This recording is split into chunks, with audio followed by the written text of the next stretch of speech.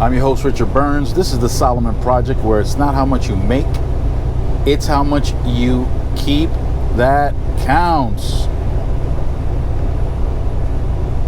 It's September 11, and we all know what happened in 2001. If you're from the United States, and even if you're not from the United States, the entire world heard about what happened on September 11, 2001. Shout out to my homeboy who was on the 80-something floor. I think it was the 84th floor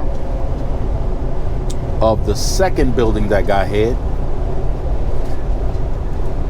After the first building got hit, he got everybody to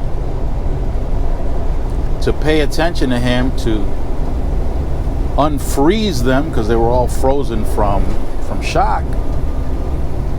So he got him to snap out of it, and he escorted everybody from his office and whoever was outside of their offices and in the hallway. He escorted those people down the stairs and successfully made it out, along with the people that he convinced to follow him. So shout out to my homeboy. Shout out to my nephew, Jeddah. Jeddah was going upstairs from the subway when he made it onto the, I don't know if it's one of the basement floors of the World Trade Center or not. He was talking to a young lady, trying to figure out where he had to go because he was on his way to an interview inside the World Trade Center. And while he's talking to the young lady, the earth shook. Security came around and convinced everybody that they should just remain calm and stay at the level that they're at. After a while, people just decided that wasn't a good enough idea. So people started making their way upstairs, and I guess when the panic levels increased, everybody started heading outside. The young lady was in shock after one or two bodies fell right in front of her. People that had jumped from the upper floors. But at least they made it out alive. My nephew's alive. She's alive. And shout out to my son's uncle from his mother's side of the family, who was across the street when the buildings came tumbling down. He managed to drop to the floor right next to a car on the sidewalk and was covered in debris, but he survived. So shout out to them. I was worried for a while. I have a friend that I found out joined the fire department, and I was concerned for a long time. I couldn't find out whether or not he was present. I found a list of firefighters and police officers that didn't make it at the site when it occurred.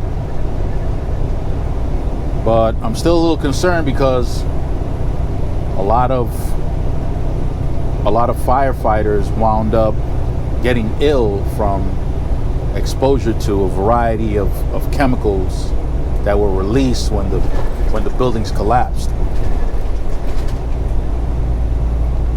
So I was a little concerned. Well, I'm still a little concerned because I still haven't found out his status. It was a crazy event. There are a lot of unanswered questions over how that happened, why that happened. But hopefully in sometime in the future, we'll get answers to those questions. Until then, we have to wait.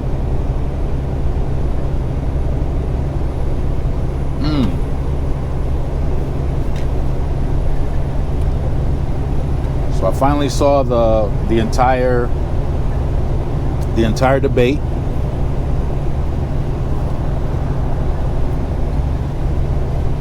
I agree with comments that I've seen. Kamala won that debate. She won that debate. Is it worth getting excited over? I don't know. Keep in mind that when Hillary debated Trump, she won all the debates. That was the consensus, that she won all the debates. But she still lost the election. I pick Hillary because of the people that Trump has debated against, which Biden is the other one, is the other debate. Hillary is the only female, and now that he's facing another female, I was wondering how he was going to approach it. But Kamala is not Hillary. Kamala is not Hillary. Interestingly, Kamala has been middle class her life, whereas Trump was born into wealth. For me, that makes a huge difference, because Trump doesn't identify with anything that has to do with my life.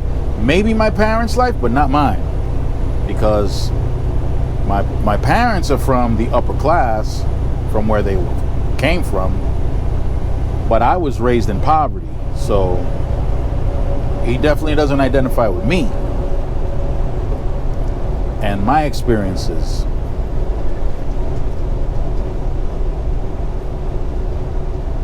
Which is a plus for Kamala, as far as I'm concerned, for me.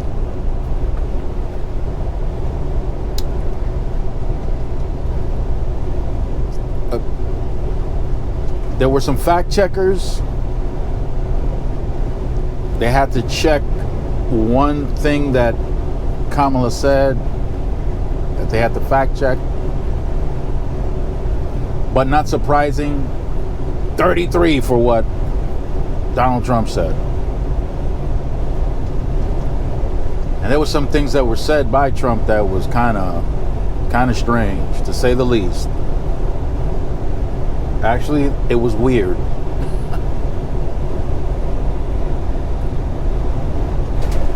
He was comparing his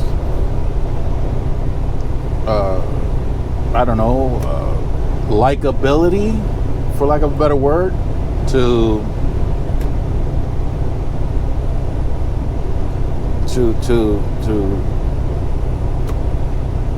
figures throughout the world, and Kamala correctly pointed out that the people that did admire him and wanted to win are dictators. And she was right about that. When asked about a plan for anything, he didn't come up with a plan. She did. Whether those plans are something you like or not, that's a separate issue, but she actually came up with some plans, and he did not. He came up with a crazy response. It was outrageous. It was he said something to the effect of he's formulating a plan for a policy. He's formulating a policy. Bro, that means you ain't got no policy. Again, she came up with a few policies.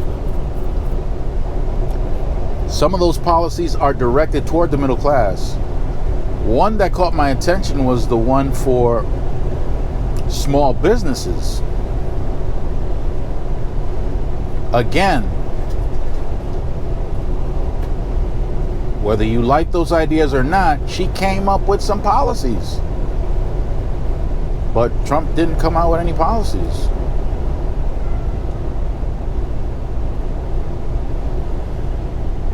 He came up with something crazy. Okay, look, you know, if you go on social media and you start listening to some of the crazy stuff they have on there and you believe it, that's all good, but please understand who your audience is. This guy's talking about immigrants eating cats and dogs. Are you kidding me? Are you serious? That's not even confirmed. It's probably not even true. It sounds ridiculous, but you come on a national stage and you throw that out there, like, it's not a good look. It's not a good look.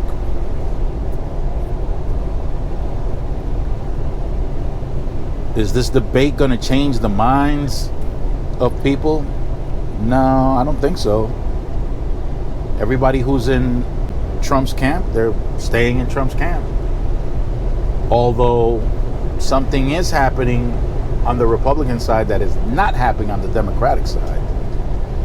And there are notable figures on the Republican side that have declared that not only are they not going to vote for Trump, they're going to vote for Harris, which is for the personalities that said that. That's completely unheard of. We're talking about certified, solid Republicans, lifelong Republicans, the children of lifelong Republicans, and they're lifelong Republicans too. And they're coming out publicly, not privately, publicly stating that they're going to vote for Harris. You're not seeing that on the Democratic side. There aren't notable Democrats declaring that they're changing, or not even changing, because those Republicans are not changing their party. They're not going over to the Democratic side, although some have left the Republican Party and gone independent, but none have gone over to the Democrat side. But they're still saying, we're not voting for him, we're voting for Harris.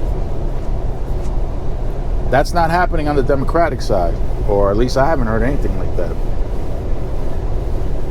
Not from notable Democratic people. No, I'm not hearing that. Again, what Harris is proposing about small businesses, and keeping it real, many truck drivers are small businesses. So if she's got a plan, I'm pretty sure a lot of truck drivers would love to have her implement a plan that would improve their situation, because a lot of independent truck drivers are in really bad shape financially. So that would be a great thing. Yeah, it's a proposal, and once she becomes president, it's not automatic. She's got to fight. She's got to fight even within the Democratic Party. She's got to fight. And once she's done fighting with the Democrats, she got to go fight the Republicans on this stuff. So it's not automatic. It's not automatic. But at least there were some policies that were put out, and Trump didn't come through with that. But that business about dog and cat eating immigrants, stealing people's pets and eating them, that's kind of bonkers. It's kind of nuts.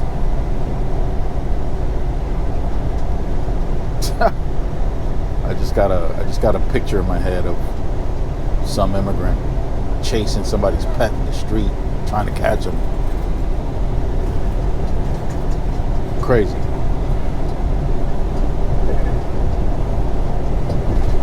Cray. Got some truck drivers organizing some groups.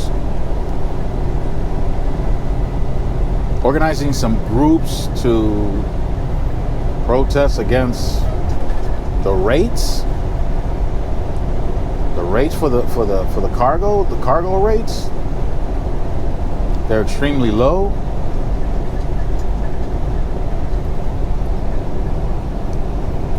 Some groups have been formed, and people have complained, and people have gone on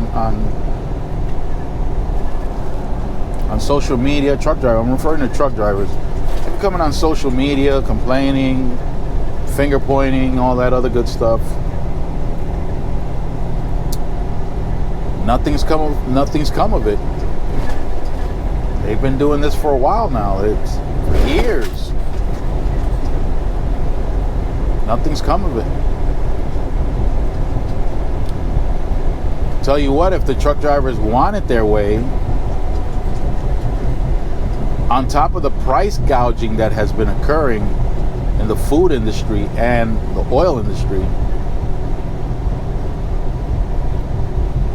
had the truck drivers had it their way, the prices would even be higher for a lot of goods that are sold, even higher than their highest.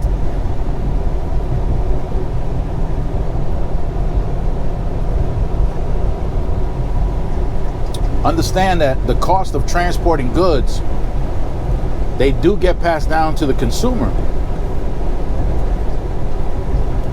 So while we're mad, and when I say we're mad, I'm referring to truck drivers. So while truck drivers are mad, it's one less thing to make the prices of goods even higher than what they already are. So, something to consider.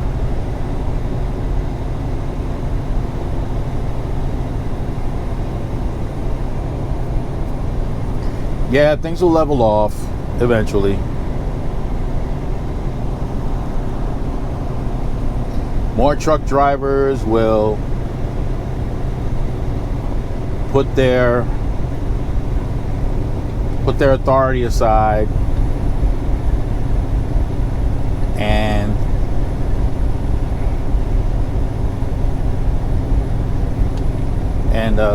either go drive for a company by becoming a company driver, or becoming a lease driver for them, for the other company. Some might park their gear and go do some other work.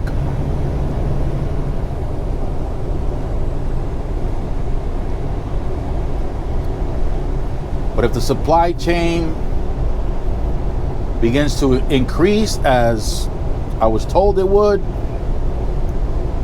then there's going to be a lot of pressure on the shippers to increase their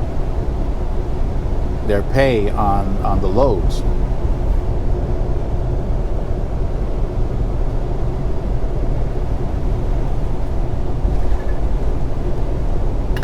Now, the supply chain is impacted not just from things that are going on in this country, but there are things that are going on in other countries that are impacting our supply chain. For example, China.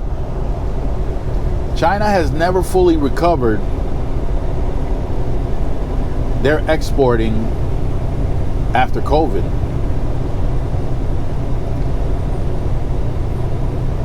And now China is confronted with people who are, or countries that are challenging the amount that they're exporting and the number of countries that are exporting too. There are challenges that are coming up, like India, for example. One huge challenger is Mexico. That's a huge challenger. Mexico actually overtook China as far as trade with the United States is concerned. So there are a lot of shifts that are going on globally that are impacting supply chains. The conflict in the Middle East is still an issue with shipments that go from Asia to Europe, for example. They have to take a much longer route. They have to pay a higher insurance cost. They have to pay higher fuel costs. And again, that all gets passed down to consumers. Luckily for us, the lake that supplies water for the locks in Panama, I think is already full to capacity. So there's a normalization of that passage to cross from the Pacific to the Atlantic. So that's a plus. Now in Canada, you have, I think it started, a strike from the longshoremen in Canada. So that kind of, that's kind of like a bump in the road for the supply chain.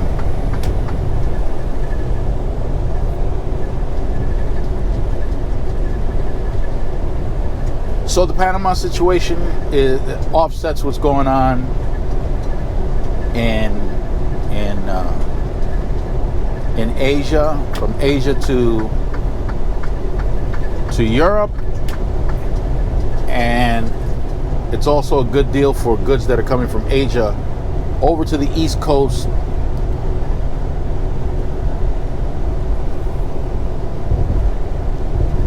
But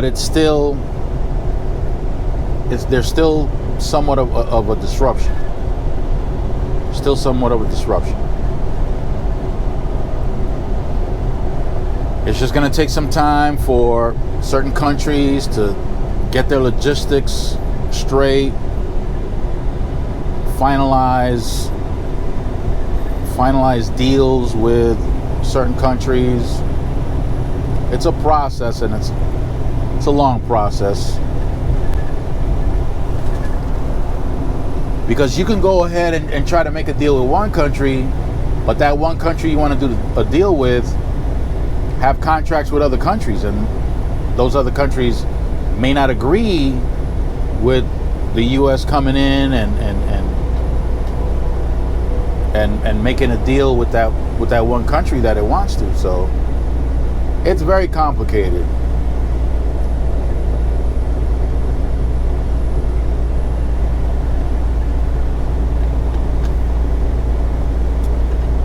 Many economies throughout the world are still struggling, some more than others.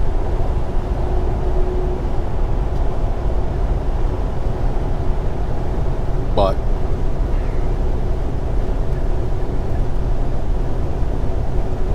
we can expect a shift. Fuel prices have been going down. Oil prices have been going down.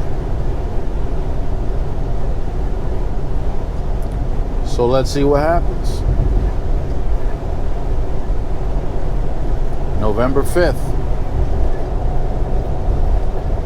November 5th will determine which direction many things go. Many things. All right, so I'll let you guys go with that one. Stay fresh, keep it profitable, and we'll let Kitty take over. Arabam Dacia, seviyorum çift kalem aça. Göremedi kimseden fayda, işler